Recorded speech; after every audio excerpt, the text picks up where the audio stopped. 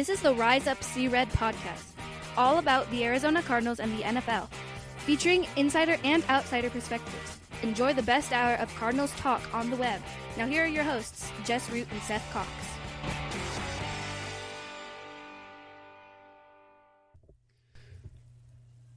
Hello, Arizona Cardinals fans, and welcome to the latest edition of the Rise Up See Red podcast. I'm your host, Jess Root from CardsWire.com, the NFL Wire site, covering the Arizona Cardinals from the USA Today family of sites. My co-host is Seth Cox from RevengeOfTheBirds.com, SB Nation's Arizona Cardinals site. And this is episode 267 as we have hit the lull of the offseason, but we do have some stuff to talk about because the schedule was released last week. And so we now have something to talk about as the Cardinals are in the middle of OTAs, though we don't know much about them because they're not on the field. They're all via Zoom. There's been some media availability, Cliff Kingsbury, so the draft picks, Chandler Jones. But other than that, there's not much going on with the Cardinals, Seth. How does it feel to have, well, first of all, the schedule is out.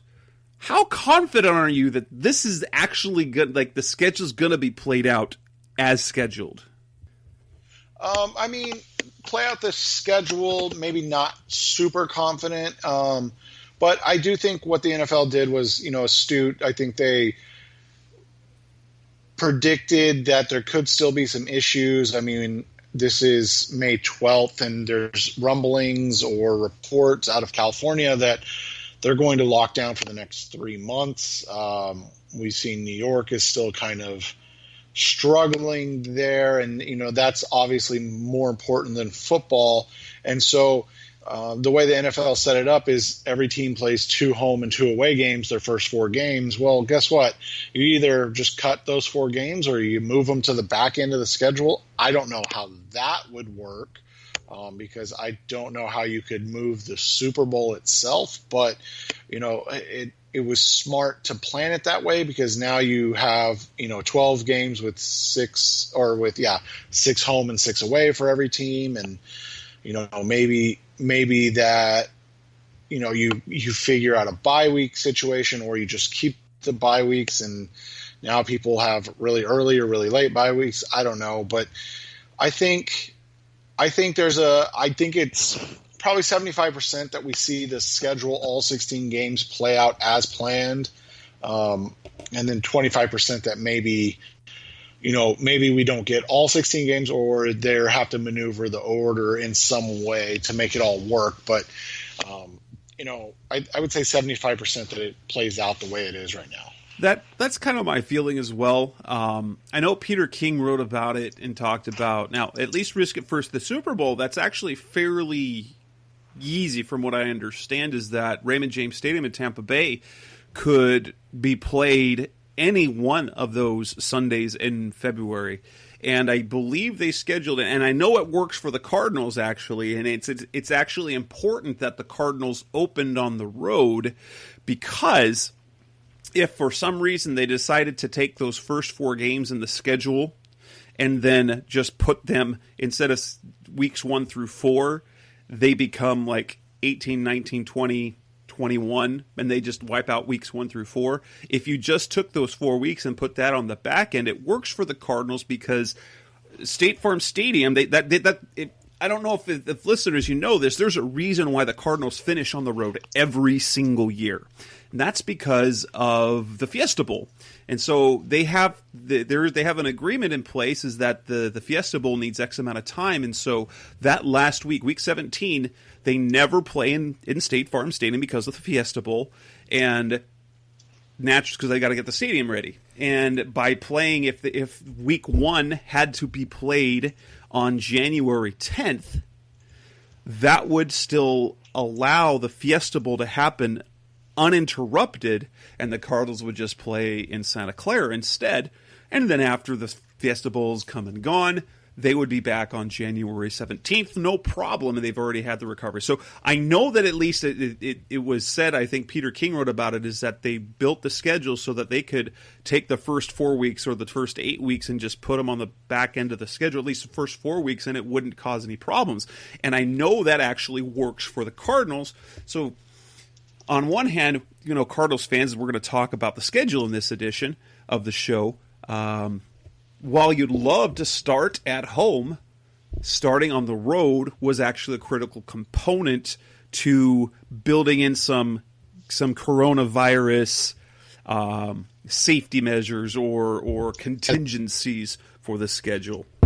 I hope it's for the sake of normalcy. I know there's things bigger than football.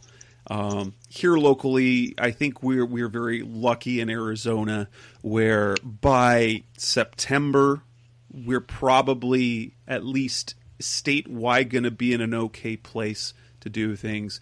I know the governor just opened up the state for pro sports, at least for now, with no fans. And if we have to start the season with no fans in the stadium, at least that's something. Obviously, it would be better if fans can go, at least in a limited capacity. But it would, getting football normal will feel really good for everyone. And if we're able to do that safely, it would be I think in terms of, it's not too historic, but it would be a major landmark and a major turning point for our nation if we're able to safely have football again, and have safety and not have the season affected really in any way. It'd be fantastic. Now, in this edition of the show, episode 267, we are focusing on the Cardinals schedule. So what we will kick off the schedule, we're going to run down the schedule. We're going to go through what we like. Then we're going to talk about what we don't like about the schedule. We're going to go with, it's super early, I know it's May. We're going to go with win-loss predictions. We're going to go game by game what we think as of May, months away, what the Cardinals' chances are of winning those games. What are the toughest games on the schedule? Which one of the must-wins? There's been some minor roster moves. And with OTAs, there's some comments we want to talk about. Isaiah Simmons is one of the concerns that we had, at least Seth especially, about the use of Isaiah Simmons. Let's kind of break down some of the comments that Cliff Kingsbury said. And to end the show, we will wrap up talking about some of those early futures bets that there are for some awards, which includes Kyler Murray, Cliff Kingsbury, Isaiah Simmons, and Chandler Jones. So kicking off this show, let us talk about the schedule. Let's run it down for you. So we start off with the schedule. They will have a Week 8 bye. And this is kind of the schedule as we go. We're just going to go kind of through the schedule, start Week 1. Week 1, they are on the road to play the San Francisco 49ers, the NFC champs, to kick off the season on the road. They play their next 2 games at home. They will take on the Washington Redskins in Week 2 for a 1 o'clock game. Then they will host the Detroit Lions, a 1:30, a 1:25 start. In Week 4, they will be on the road for the first of 3 straight road games. They will be on the road in Carolina to play the Panthers in Week 4, 10 a.m. slot. The following week, October 11th, in Week 5, they will be in the 10 o'clock slot playing the New York Jets on the road. And then they will end that 3-game road swing with a Monday night football game in Week 6 against the Dallas Cowboys at AT&T Stadium.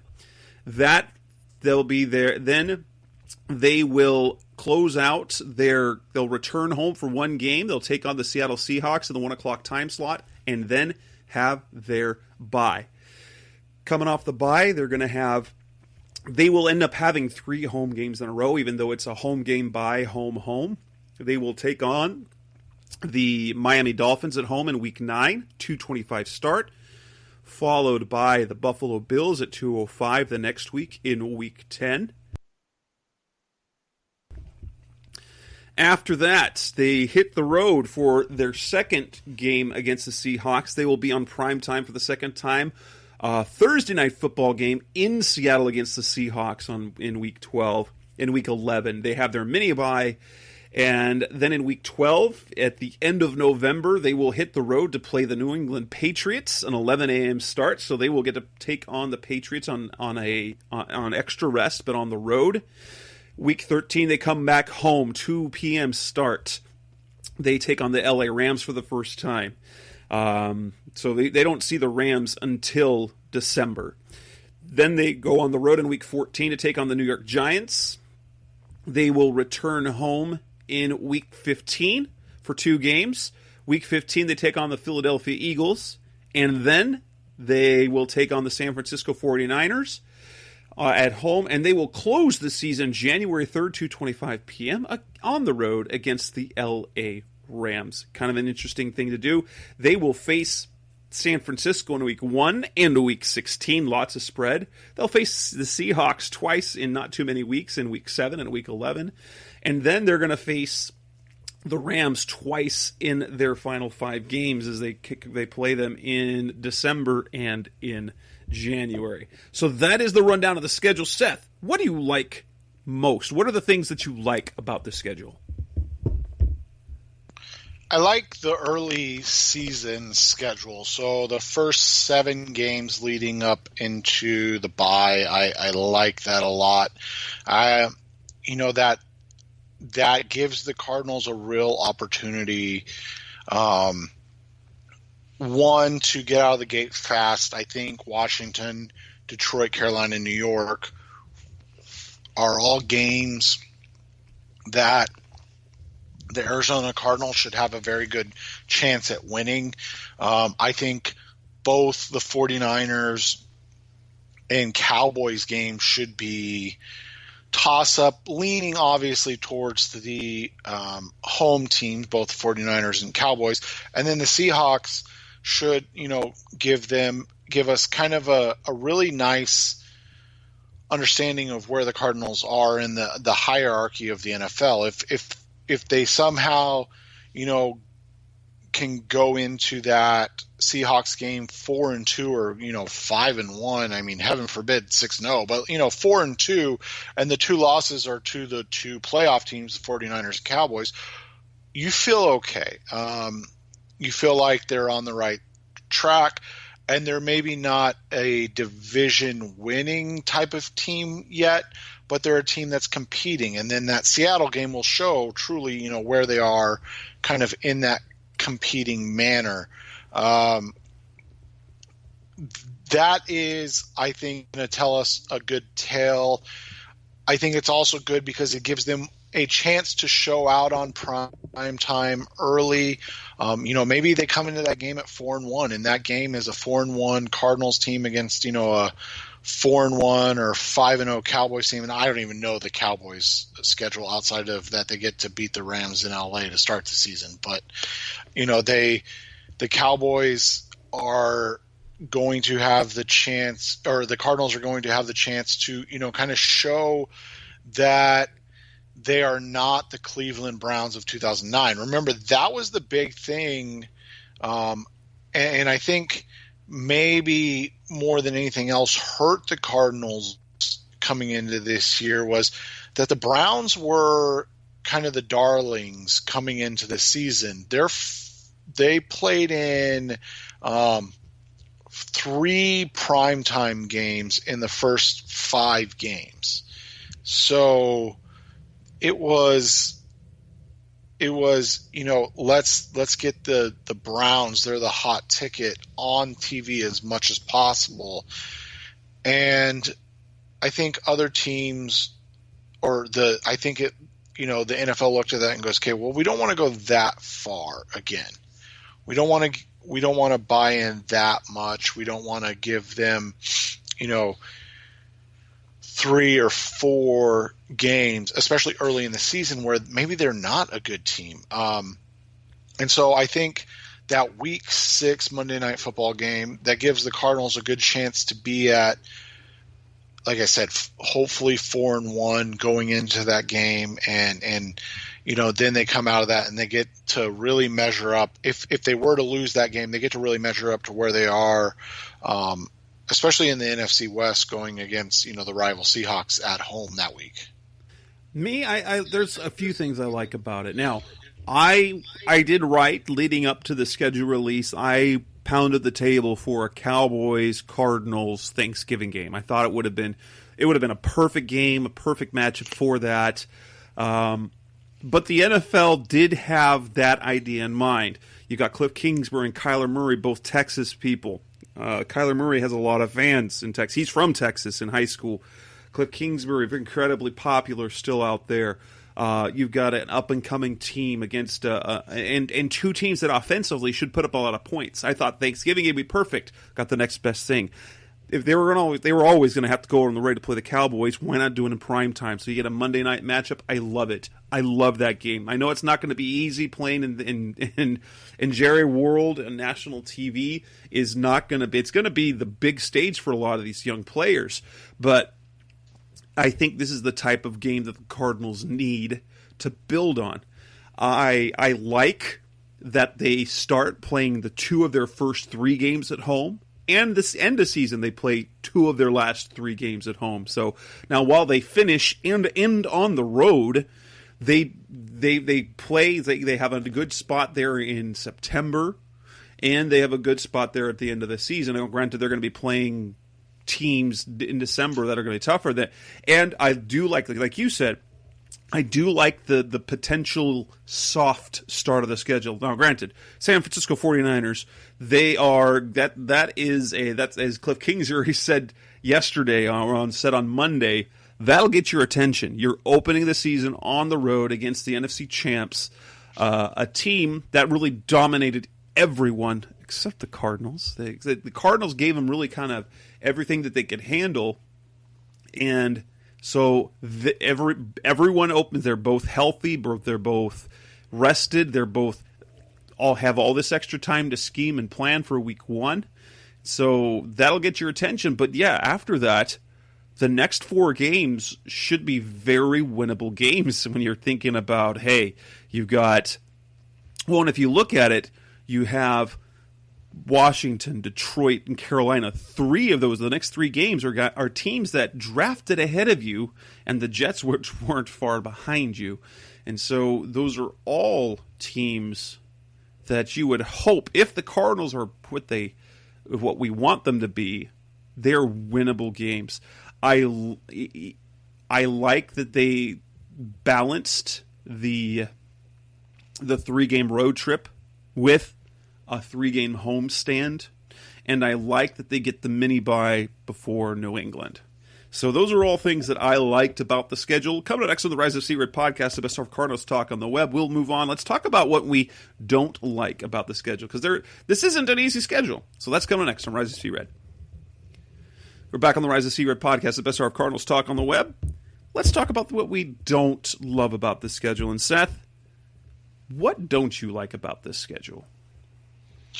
You hit on it. I hate that 3-game road swing, Carolina, New York, Dallas, partially because it's kind of all over the place. Carolina is, more southeast, and then you've got New York, obviously northeast, and then they got to go to Dallas, Texas, which is, south. And it's just,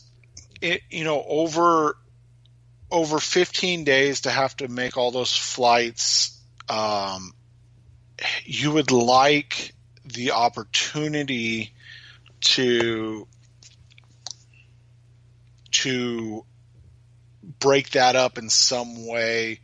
Like you said, they have a 3-game homestand, so to speak, but they have that bye week in between. So they're at home for almost a month, but they play Sunday, October 25th, and then they don't come back until November 8th. So really it's a little bit different than having to, travel. Now they'll be home the entire 4 weeks, but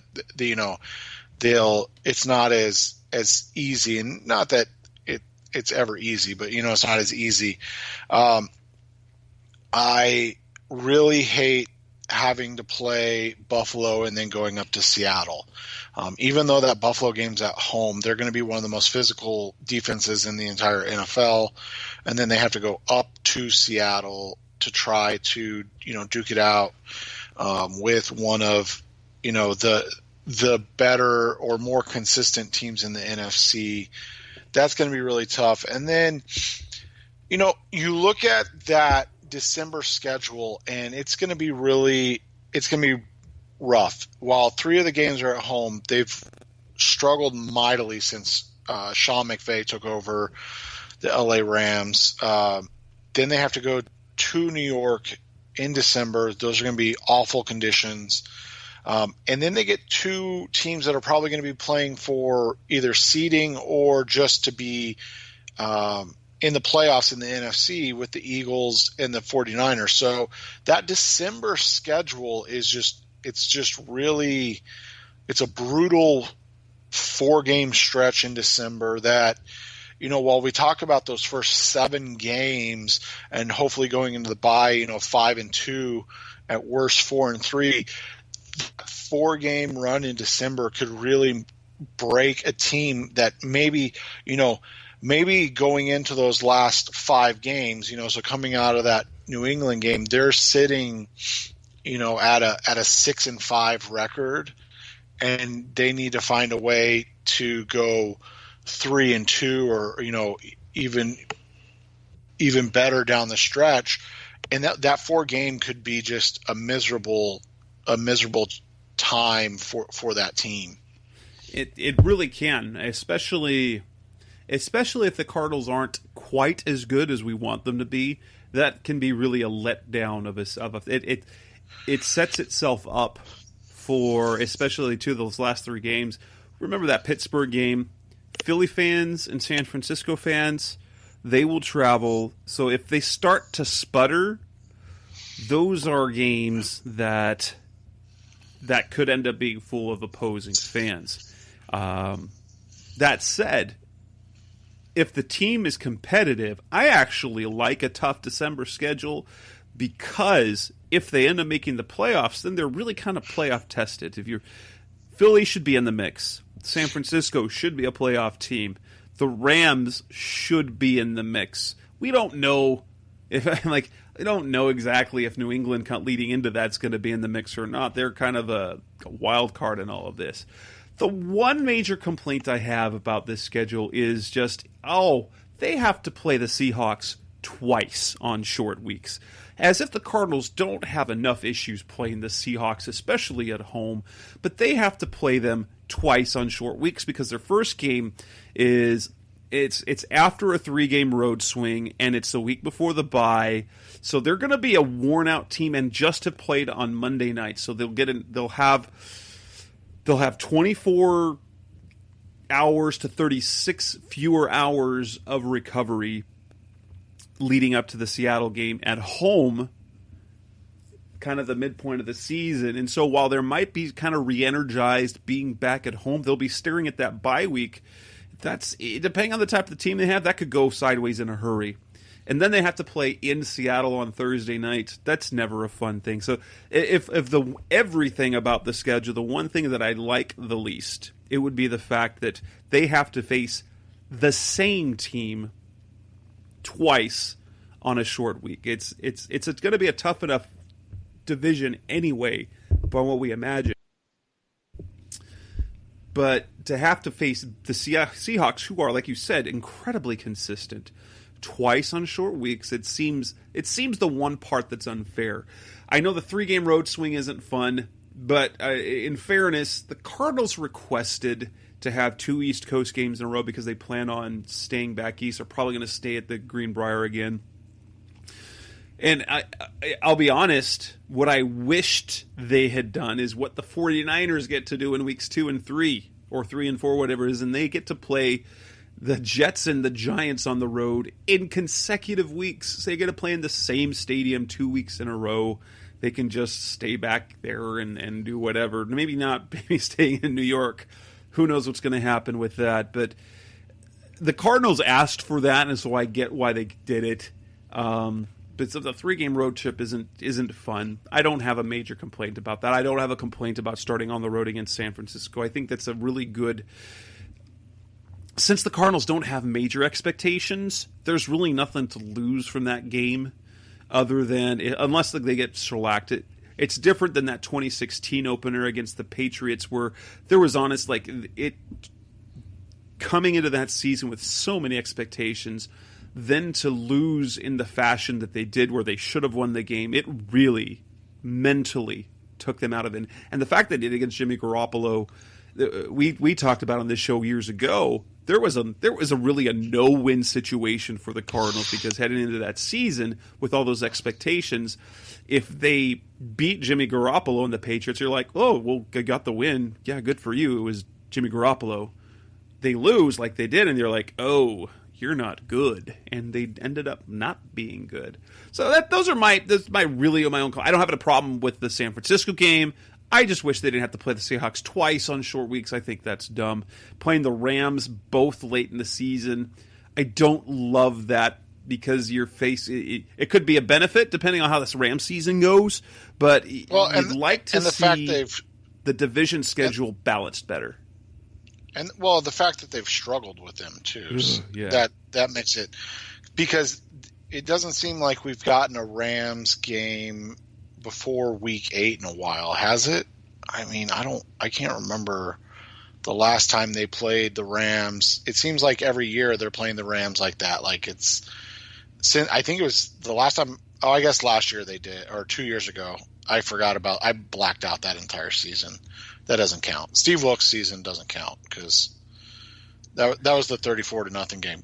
Nobody remembers that game. We're just blacking out that year completely. I mean, you could have paid me, and I would not have remembered that they played in the second week of the season against the Rams because I really did black out that game specifically for that reason.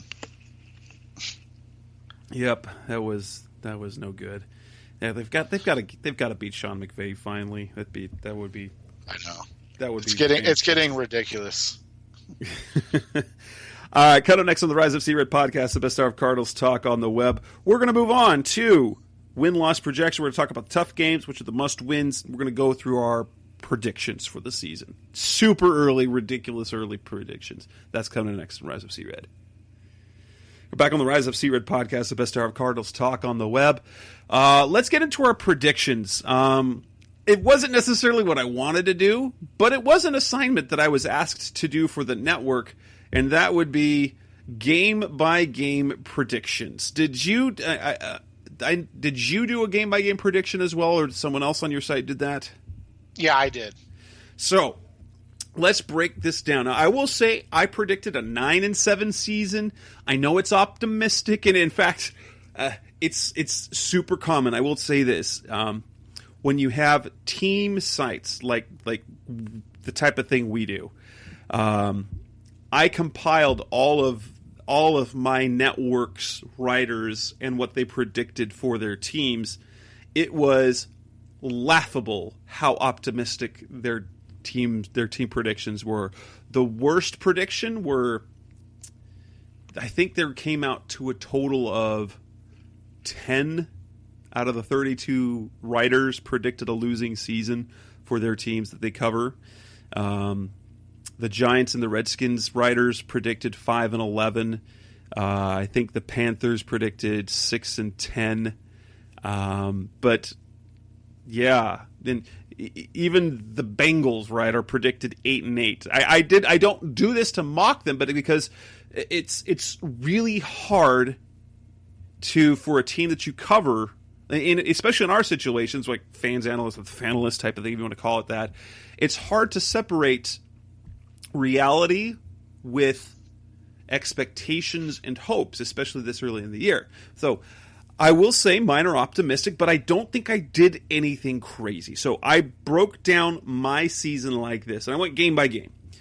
9-7, and we'll go game by game in a second.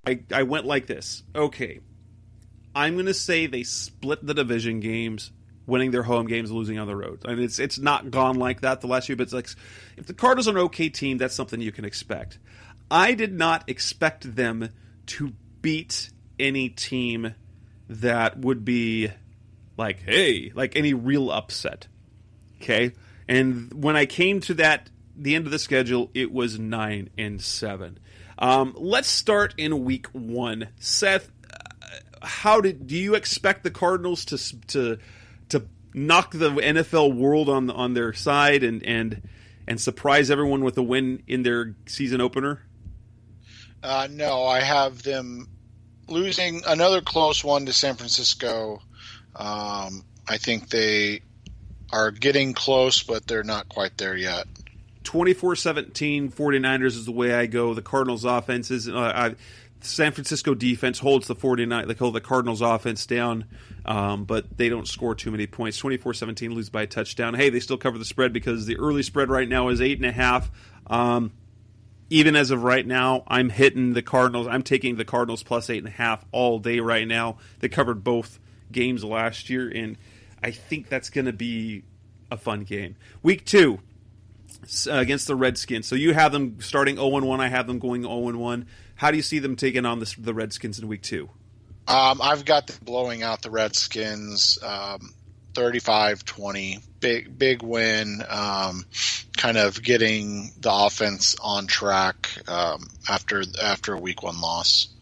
Same here. 31-17 is the prediction I make. They're 1-1. Your Cardinals are 1-1. They head into week 3 taking on the Detroit Lions, and I have them winning that game a little closer, but 27-20 win. They improved to 2-1. What's the case for you? I've got them beating the Detroit Lions, going to 2-1. I think those back-to-back home games, we talked about it earlier, but that's something they have to find a way to take advantage of. Yes. Week 4, Carolina Panthers on the road, East Coast game. The Cardinals overcome. 25-20 win. They improve to 3-1. What about you? Yeah, I've got them winning 30-24. Again, I think they can put up points, and it's going to be about how many points if they can stop other teams. Week 5. So I have them being 3-1 to start off, and I have them going to 4-1 with the blowout win over the Jets on the road, 38-21.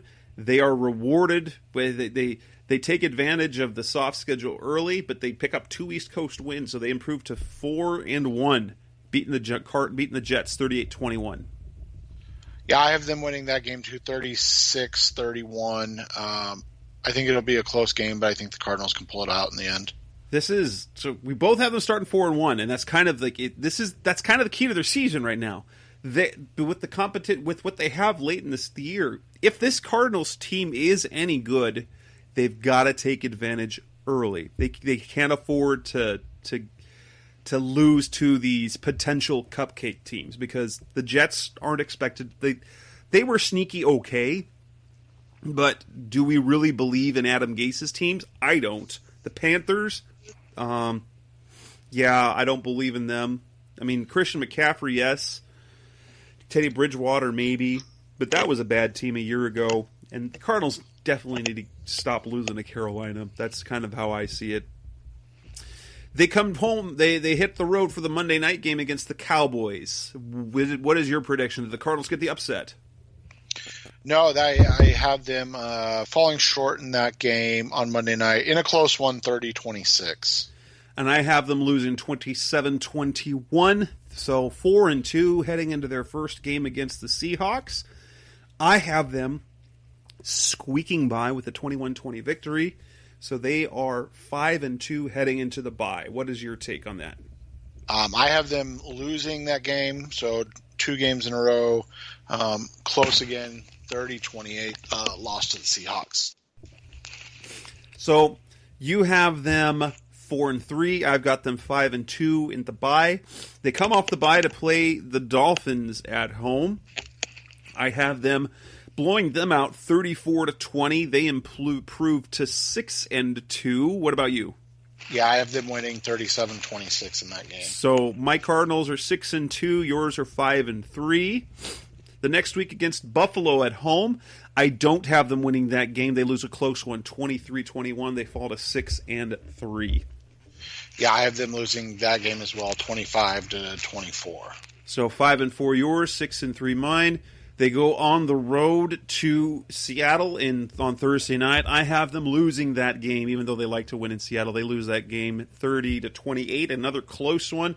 They fall to 6-4. Yeah, and I have them winning that game. I think they, for whatever reason, they do well in Seattle, 31-23. All right, so after 10 games, we both have them 6-4. They go on the road to New England. I have the Patriots winning that game as of right now, so they fall to 6-5. What about you? Yeah, I have them losing because I have no idea what to expect of New England, and the fact that it's in November in Foxborough. That could be ugly. Yeah, I mean, it could be one of those games where they blow them out because New England's just not, good post Tom Brady. I don't think you're ever going to blow out a Bill Belichick team, but, I just don't feel comfortable making a prediction about anything with New England this year right now. And I didn't want to make any crazy predictions, so I'm saying, New England was a playoff team. They're playing at home. I'm still going to pick that a win for them. So now we've got. So what are they both now? 6-5. 6-5. Yep. Week 13, I have them picking up a win over the Rams at home, 28-22. They finally beat Sean McVay. They improved to 7-5. What about you? Yeah, and I've got that flipped. I got a loss, 28-24, so they get to 500 on the season. So I've got 7-5. You've got 6-6. They head on the road to the Giants, where I see a barn burner. They win 34-30, so they improve to 8-5 in my case. Yeah, and I've got them winning that one as well, 28-20. 7-6 in your case, 8-5 in mine. I have them falling to the Eagles at home, 24-20, so they fall to 8-6.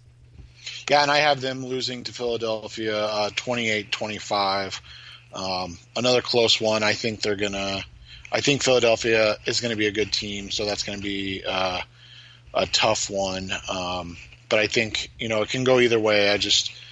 Right now, Philadelphia has that kind of mettle that the Cardinals just don't have right now.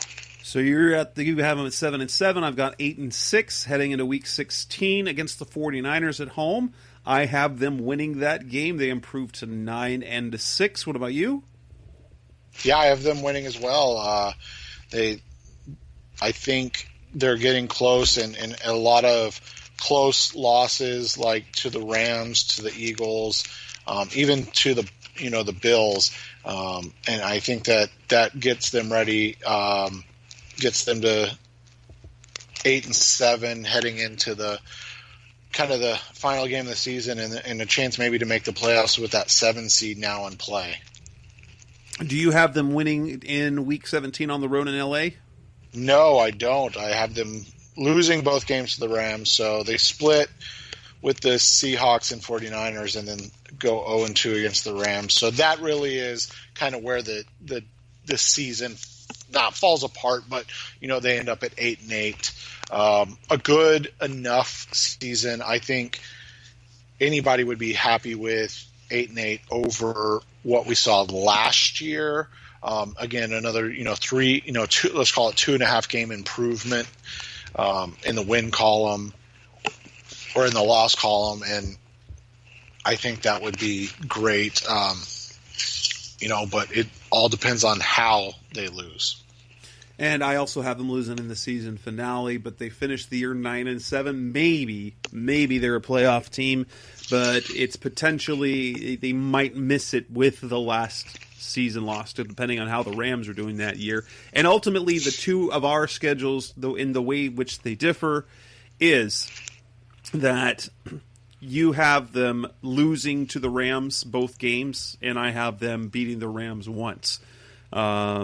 Other than that, we're pretty straightforward. You've got an 8-8. I've got a 9-7 team. That's pretty straightforward for me. What do you see as their games as the toughest one on the schedule? I wrote a piece. I think they've got 4 truly tough games. 3 of them on the road. I think their 2 Seattle games are their toughest.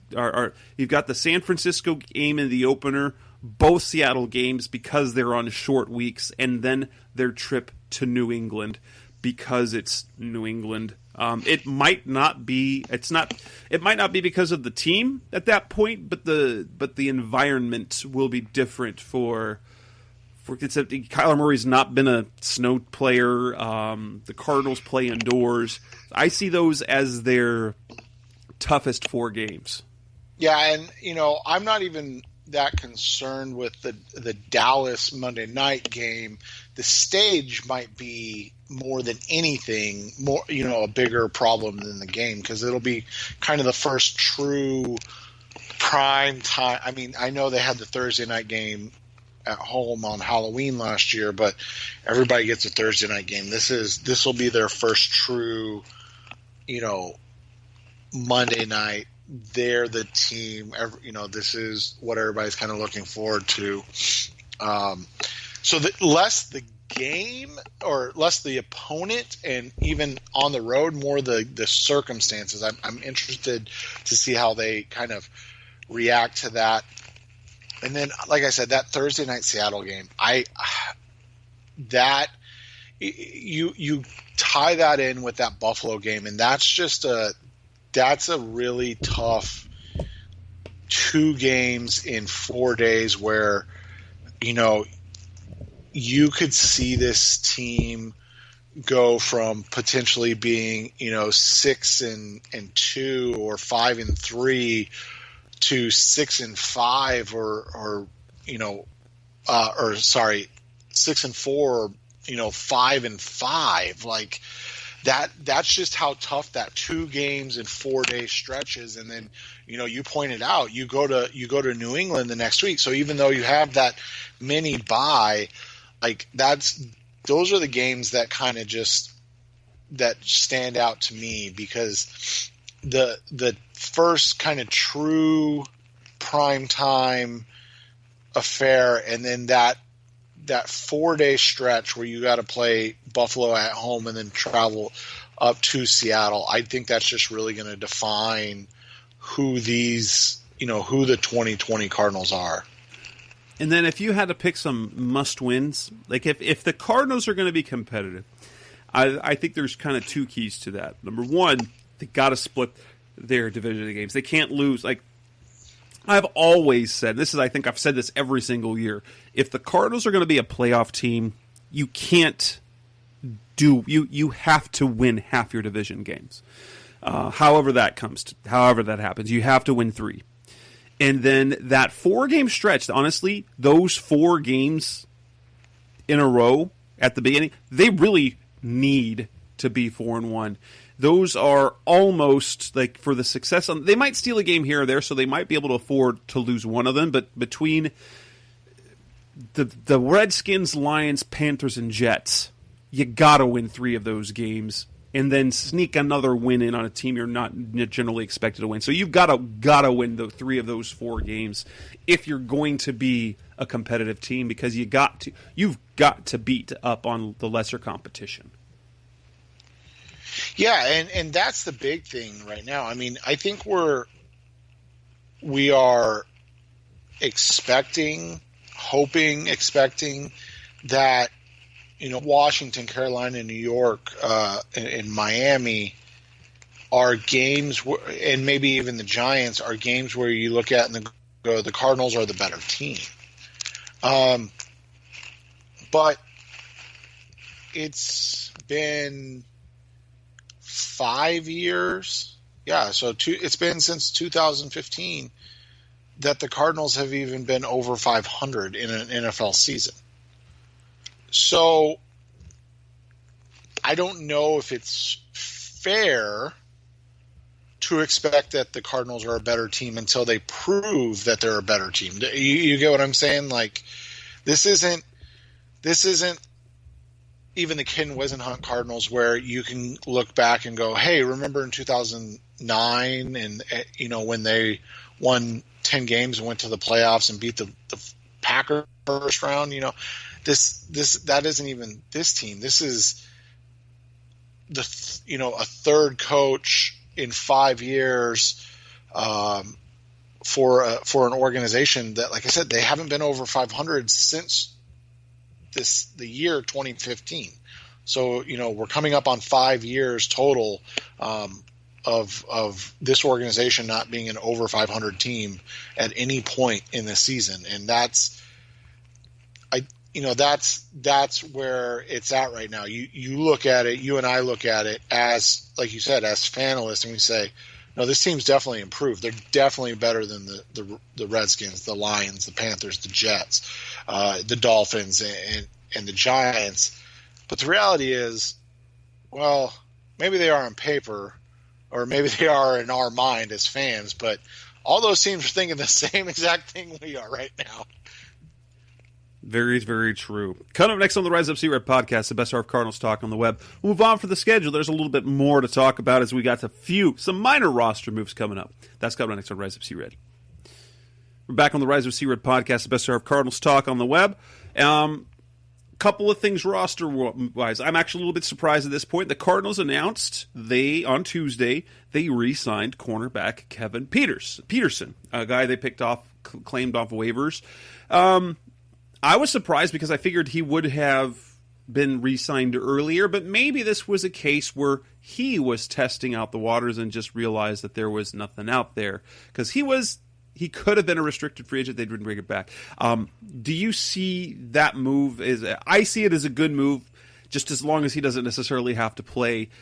He's a player I know you liked a lot to have the opportunity, and he did show a few things. But do you see this as... What do you think of the move, basically, of adding Peterson back to the back end of the roster?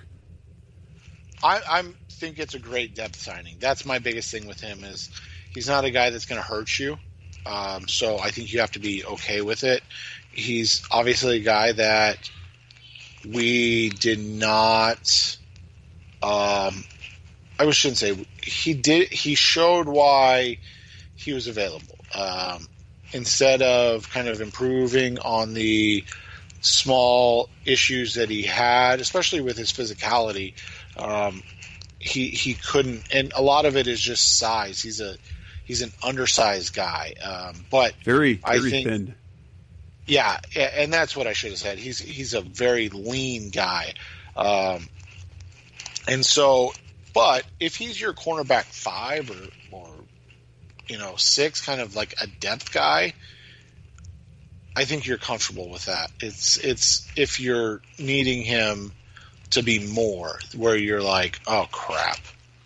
I don't mind the move, especially since he has shown a little bit of flash in his career to be able to be a cover guy. Don't ask him to do much against the run, though he has a few special teams tackles, so he's not afraid to get in there. And that's the sad thing about it for him is and I hate picking on him, but it's not like he is Patrick Peterson where he avoids contact.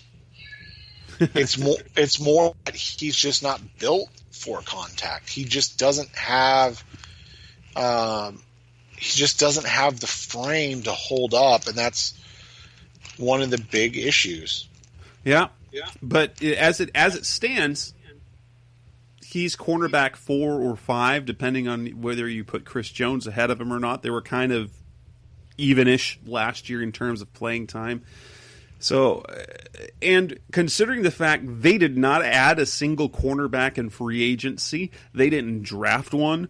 So bringing back Peterson makes sense. Again, they have essentially, in fact, it's not just essential, they have brought back the entire secondary from last year. Everyone. So Patrick Peterson's back, Robert Alford's back, even though he didn't play. Kevin Peterson's back, Chris Jones is back, Jalen Thompson, Deontay Thompson, Budda Baker, Chris Banjo, and Charles Washington. All of them are back. The only guy who's not back is the guy they cut, and Tremaine Brock. So it goes to the notion that in the secondary, but based on what we saw late in the year, they were pleased with their secondary. Notice they made 0 additions there. Those actions say a lot. Yeah, I think so. And it, I think one of the things that we've talked about with this kind of defense in general is just the need of continuity or continuity and playing together, understanding kind of what the defense is needing. We had a lot of issues last year where you saw communication breakdowns more than anything else. And when that's the issue or when that's the concern, then what you do is you try to ease that, especially in this type of off season where you just need to find a way to kind of not have to teach everything over again to a bunch of guys and then hope that it works out.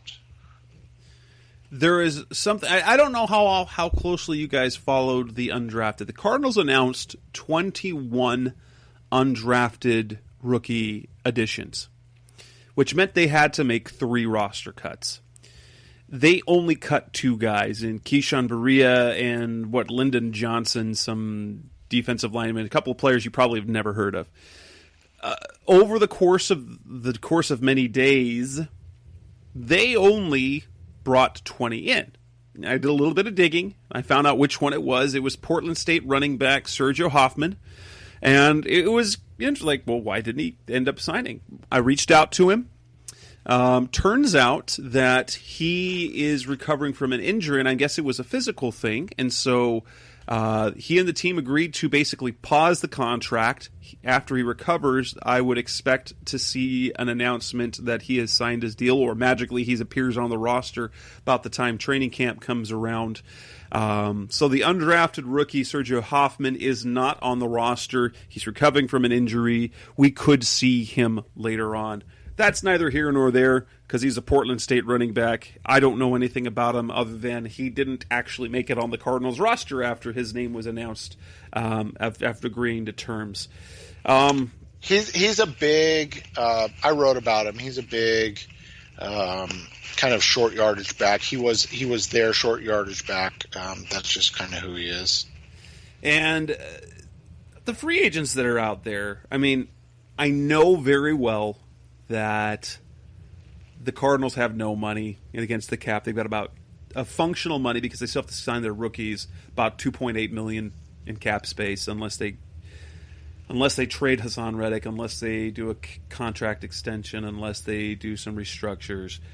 Are there any free agents out there that are worth adding, especially any of the names? Because there are some quality players out there still.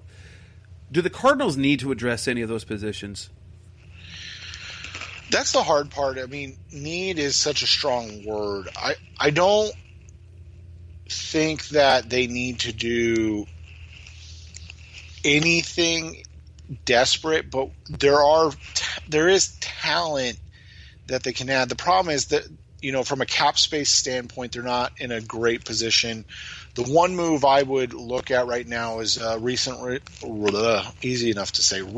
released Larry Warford, a guy that I've liked since he came out of Kentucky in the draft in 2013, is available, and he was just released because he's really good and makes a lot of money. He's made the last 3 Pro Bowls, plays right guard. You look at the Cardinals, their right guard's J.R. Sweezy. Definitely not a guy that hurts them, but definitely a guy that can be upgraded. So again, when you talk about need, probably not. But would you be willing to upgrade a younger, better Larry Warford for a J.R. Sweezy? I mean, I think that's a no-brainer. You're talking about a 3-year difference in a guy that's been, again, a 3-time Pro Bowler the last 3 seasons. But money-wise, that's going to probably be impossible. Yeah, well, and that's the thing is, I mean, you save, $2 million off Sweezy's deal, but I still don't think you can, figure it out, so to speak. After that, I mean, who do you look at and go, hey, that guy improves the roster? I mean, again, Warford's available, so is Jadeveon Clowney. I mean, just because they're available doesn't mean that they're in the plans or signable.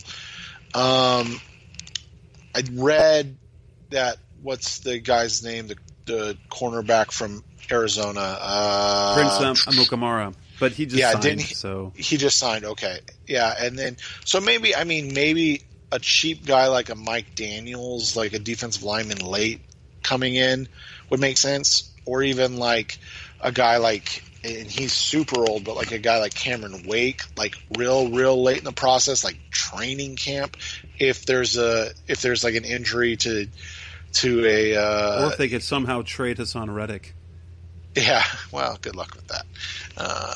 Because that's the thing, is our team's really going to trade for Hassan, or are they going to just see, kind of call the Cardinals bluff to see if they'll release him? I know one guy who I'm sure likes him. Right? Matt Rule, coach at the Temple. Yeah, but I mean, realistically, right now, there's nothing that they need to do. There's plenty that they can do to improve the team, but again, they have to play within the confines of the salary cap. So, like we said, like Larry Warford. I mean, and I'm not even going to talk about Jadeveon Clowney, because obviously he would be fantastic addition to the Cardinals. But one, they just signed Devin Kennard for probably more than half of what, or less than half of what he's going to cost. So, you look at Warford, like a Snacks Harrison. Those are guys that, Mike Daniels, those are all guys that would definitely be upgrades or guys that you can plug in as starters and improve. But at what cost? I mean, maybe once you get into July and those guys are going to be willing to take a little less just so they can play, I think then they become more, what's the word I'm looking for? Palatable, so to speak. Coming up next on the Rise of C-Red podcast, the best of Cardinals talk on the way. We come back and we're going to talk about something that Cliff Kingsbury said is a reason for concern about how they're going to use Isaiah Simmons. That's coming up next on Rise of C-Red. We're back on the Rise of C-Red podcast, the best of Cardinals talk on the web. Isaiah Simmons. If you read into some of the comments that were made, you get the feeling, he's going to be used as a linebacker. He's going to be used for a lot of different things. Cliff Kingsbury talked about it earlier this week when he had a video conference with media members. And here's the thinking. They were so impressed at his ability to learn all these different positions and perform at a high level that they believe that by having him focus in on one position and yet still playing a number of roles, that his potential, that there's potential to be, like, the sky's the limit, they said. That by making him a linebacker and learning linebacker things, basically that's it. So he doesn't have to learn the terminology. He doesn't have to learn the safety role. He doesn't have to learn the cornerback's role. He doesn't have to do the edge rusher. It sounds like he's still going to do a number of things, but all within the concept of being a linebacker. Now, Seth, I know one of your major concerns with the addition with the drafting Simmons was not about Simmons the player or Simmons the talent. It was about Vance Joseph and the Cardinals and how they would use him. Does this bring any level of concern to you when you hear comments like that? It does, to the extent of the eighth overall pick's not going to get a ton of reps. I just don't see where he's going to get on the field consistently over Jordan Hicks and Devondre Campbell. If you weren't paying nearly, what is it, $16.5 million to those two players, then I could see it. But, are you really going to – who are you benching? Now, I'm not saying that he's not going to play, but he's going to play in specific packages and roles to kind of put him in position to be successful. And that was, that was really the concern from the beginning that we had with the pick, is that if he's relegated to the linebacker position, so to speak, where is he going to get on the field consistently? And I just don't see where it's going to be at linebacker where he's going to get on the field in a consistent manner, especially early in the season, over two guys in Hicks and Campbell that are, veterans that are making a lot of money. Right. It's going to be interesting to see how they do the subbing. It sounds like they expect him to play a lot. I actually, the philosophy I sort of agree with. You can have him only learn the linebacker position, but you can still, as you game plan for the week, see George Kittle, if he flexes out to the slot, so you send him out to the slot. You don't have to have him play border cornerback. That just seems unreasonable. You don't need him to play safe. You've got people who already do that. So he's going to be able to do a number of things. He doesn't need to play deep in coverage. They will use some of those other things. I like the concept. So he doesn't have to learn the terminology. He doesn't have to learn the game plan for all the different positions like he did at Clemson. He's going to learn the game plan and the role all within a linebacker context, but still do a number of things. They can still have him line up off the edge. They could still have him blitz inside. They can still have him spy. They could still have him cover the flat on a running back. They could still have him flex out and cover a tight end man-to-man. I think that is probably, especially with the shortened offseason, the smartest way to go. If you want to give him more roles, I don't think it's necessary to have him spend time in the safety room with the defensive backs. It's going to be everything from a context of a linebacker that you then just throw in wrinkles for him specifically. I like that. I think that's a smart way to go. Playing time is going to be interesting to see how that goes. Who are they going to sub out, or are they going to change their sub package to, like, what's that sub package going to look like to include him? Who gets taken off the field? But like I said, I think leading up to the draft, I think that is kind of what will be. It makes him perfect as a rookie. Is his versatility is you give him specific game plans and you have him learn the linebacker position, but you can use him a number of ways. I actually think that's a big positive. Yeah, and you want him to have, success early. It's just you want him to get on the field also. But I brought it up, a couple weeks ago after the draft when we talked about it. If they're bringing him along in a similar role to what they did at Clemson, where they played him, I mean, obviously it was strong safety, but they played him in a specific role in sub packages and then expanded that role his second year, and then his third year, which was this year, is where he kind of took off. It makes sense, and that's probably the way he'll be the most successful. It's just it goes back to the lack of immediate impact players we've seen in Steve Keim drafts, and it's been kind of a ongoing situation where you can really only point to Kyler Murray, who has been a immediate impact player, and then only DJ Humphries has been a potential long-term impact player guy at this juncture, and that's depending on how much he gets out of this second contract. So I think that's where the concern comes in more than anything, is that you're wondering, like you said, it's not the idea, it's that where does he get those snaps and where how often is he getting those snaps? And that's where you wonder where and how that's going to happen. Coming next on the Rise of C-Red podcast, the best hour of Cardinals talk on the web. Let's talk about some of the odds. There's some futures odds out, futures bets available already, months away.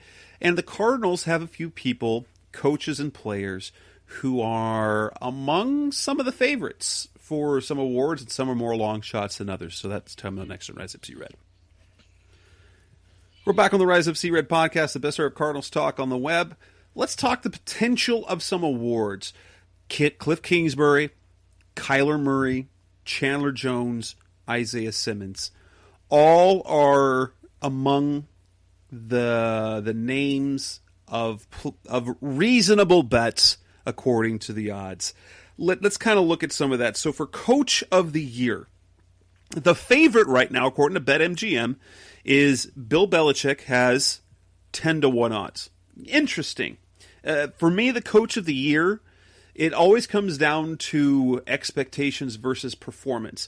While I wouldn't necessarily put the Patriots in a position to be great, but with the loss of Tom Brady and a lot of defensive players, if they are decent, that would put Belichick into that conversation. Next, you got Mike Vrabel at 14-1, Mike McCarthy 14-1, and then at 16-1, you've got Kyle Shanahan, Frank Reich, and Cliff Kingsbury. I really, really like in terms of a bet, I think Kingsbury is a sneaky good bet. I think if you're looking at of those guys, I think if I had to place a bet, the two I would pick would be Kingsbury and Reich because of expectations versus performance. I don't know if the Tennessee Titans are going to be able to. They'd have to basically perform like they did the second half of last year for Vrabel to do it. Mike McCarthy, the Cowboys, they'd have to super overperform. I don't know how Shanahan would be able to do it after what he did last year, how he could top that. But Reich and Kingsbury at 16-1 is right there in a sweet spot of teams that could have significant improvement because they've made additions to their team. The Colts with Phillip Rivers at quarterback, and the Cardinals with significant additions on defense. And then the addition of DeAndre Hopkins and bringing back players like Kenyon Drake. What do you see Cliff Kingsbury as a realistic possibility as a Coach of the Year? I think you kind of hit it on the head. It depends on where they're at the end of the season. If they're in the playoff hunt, I think so. But it also, you got to look at the teams around the league, and you've got expectations, and then you've got teams that can exceed expectations. And so, if a team like Tampa Bay goes 13-3, Arians is going to get a lot of credit for that.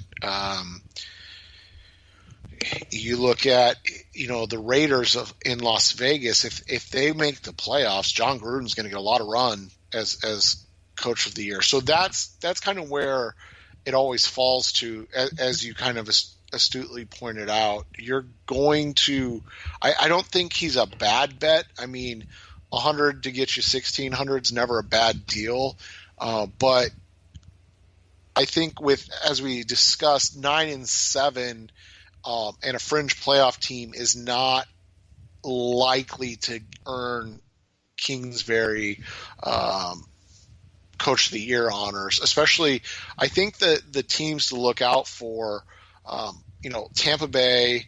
I think that the Bills and Sean McDermott, because this could be the first team that wins the NFC or the AFC East in 12 years. In forever. Oh my gosh. And so, and then whatever the Cowboys do, because it's the Cowboys. If Mike McCarthy goes 12-4 or 13-3, he's going to get a lot of credit too. Where, maybe those teams are all expected to be playoff teams, but unless you get a team like San Francisco who wasn't really expected to be great and then they are great. I think that's the only way you can look at a guy like Kingsbury winning it over some of maybe the kind of front runners. Defensive rookie of the year is one that really intrigues me because I'm surprised. Well, and maybe that's just because we understand the Cardinals roster a little bit more. Isaiah Simmons is number 2 on the list in terms of the shortest odds. You've got Chase Young, understandable sack guy. It'd be like Nick Bosa again.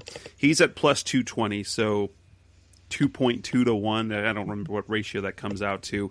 Next is Isaiah Simmons at 11 to 2 or 5.5 to 1 plus 550.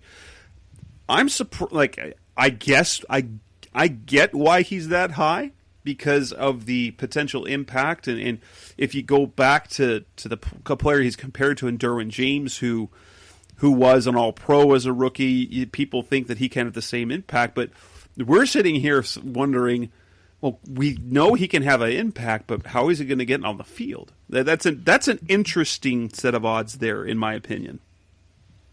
Yeah, and I think, we kind of ran over just now why that's maybe unlikely.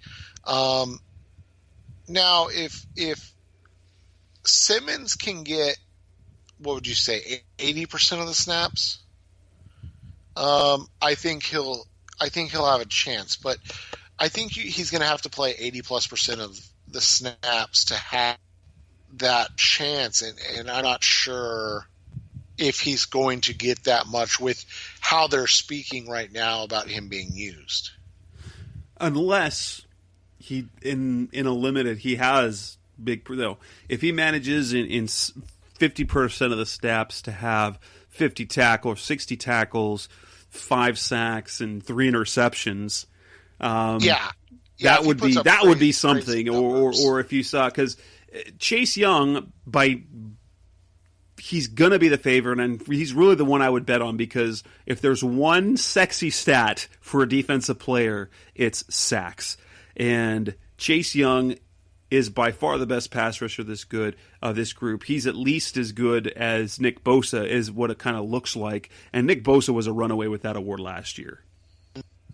Right, and that's where I think it's going to be a problem is because Bosa's going to or it's not Bosa. Young's going to get more snaps, and he's quite frankly in a better situation in terms of getting the opportunity to put up those snaps. If we look at Kyler Murray, he has 25 to 1 odds for both MVP and Offensive Player of the Year. If you want to look at trends, he would be the trendy pick because of the last 2 years. Patrick Mahomes, MVP in his second year. Lamar Jackson in his second year. Kyler Murray now entering his second year.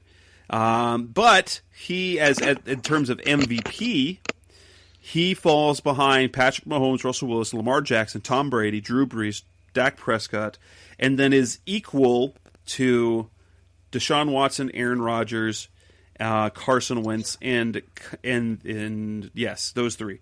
I don't know what to think. I think the thing with Kyler Murray is if we look at the quarterbacks who have won MVP, because they've won the last several MVPs, one, they have to be a really good team or a surprisingly good team, and they have to lead the league in some major statistical passing category, so touchdown passes, passing yards, passer rating.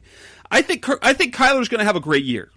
Is he going to be MVP worthy? Especially, unless the Cardinals are an 11 to 13 win team, and Kyler Murray is throwing for over 4,000 yards and rushing for almost 1,000. Okay, I get that, but that's a tough group to try and crack if your team's going to be above average, don't you think? Yeah, if they're where we have them, which I think is respectable, he doesn't have a chance. If if they are competing for the NFC West and the NFC West doesn't have a surprising down season, which I don't think anybody thinks is going to happen, but let's just say that would be the one way they compete, and he's not in the MVP talk. But if they're in contention to win the NFC West, then he will be in contention for the MVP. Does that make sense? Yeah, totally. And now, offensive player of the year is a different animal because now you factor in running backs. Right. And you've got players ahead of him. You've got Patrick Mahomes as the favorite. Lamar Jackson makes sense. Christian McCaffrey, who I did not realize this, but when I looked at his stats, I didn't realize he did 100, he did 1,000. What David Johnson was planning on doing, Christian McCaffrey did it. Saquon Barkley, Russell Wilson, Michael Thomas, last year's Offensive Player of the Year, Derrick Henry, and then Kyler Murray is tied at 25-1 with Ezekiel Elliott, Deshaun Watson, and Dalvin Cook.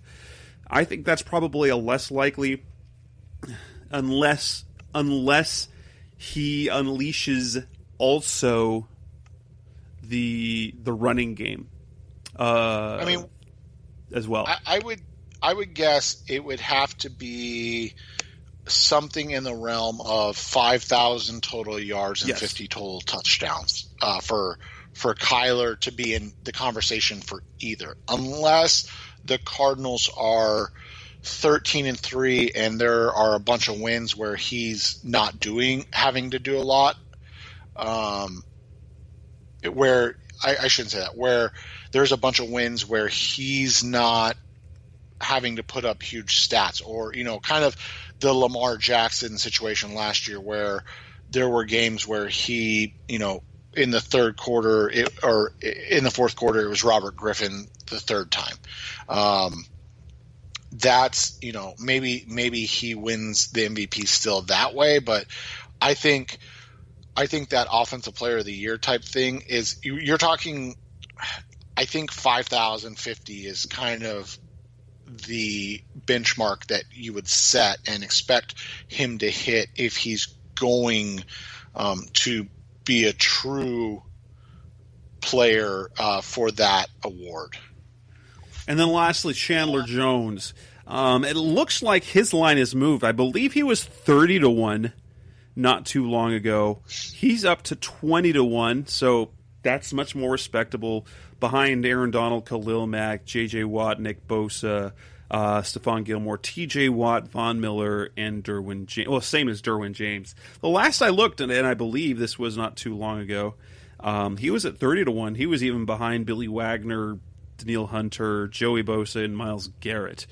I'm not sure what to think about him because, last year it was one sack away. It really was.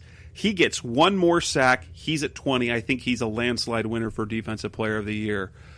He misses out on one sack in the season finale. He doesn't even win the sack title. But I thought he should have gotten it in 2017. I understand why he didn't get it last year. He should have been more in the mix. But they're off the edge. It's going to be hard for him, especially since he still doesn't have the reputation of being great at the run, too. He had a great year in 2017 against the run as well, but he's still playing on he's got to be on a better defense. And otherwise, I like him. I like the potential for the award, but the defense has got to be better if he's going to be really in the mix. Yeah, and that's just the. I mean, I think that's kind of the overall takeaway from all of this is that the odds are probably at the right spot for all these guys because there are too many. This team needs, one more win, one more this or that or the other, to feel like they're, going to be serious contenders at this juncture. So I would say, like we said, you're not against it, but it's not it's not in any way where you're like, yeah, I definitely would go put. I mean, if you're going to put money on anything, I think the Murray at 25-1 because he has the best potential to make that happen. I still don't think he's going to win it, but he would have the best potential to win it. So I think that would be your smartest play. If you want to go throw $20 down and win 500, or throw 1,000, or throw 100. Whatever it is, that's a lot of money. It's a lot of money. And with that, we will end this edition of the Rise Up Sea Red podcast, episode 267. We'll be out for at least 2 weeks unless something major happens. There's not really much going on in terms of the Cardinals right now, or not much to know. We're not seeing any practices. It's just we'll just leave it at that. We'll be back in at least a couple of weeks to talk more off-season stuff.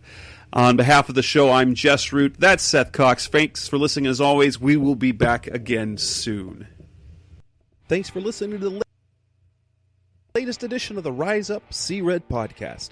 Listen to previous episodes and subscribe to the show on Apple Podcasts, Stitcher Radio, Audioboom, or many other podcast platforms so shows are delivered directly to your mobile device. Please give the show a 5-star rating and always support the sponsors who support the show. We'll be back soon for the best hour of Cardinals talk on the web. Rise up, Red Sea, be Red Sea Red, and of course, Rise Up Sea Red.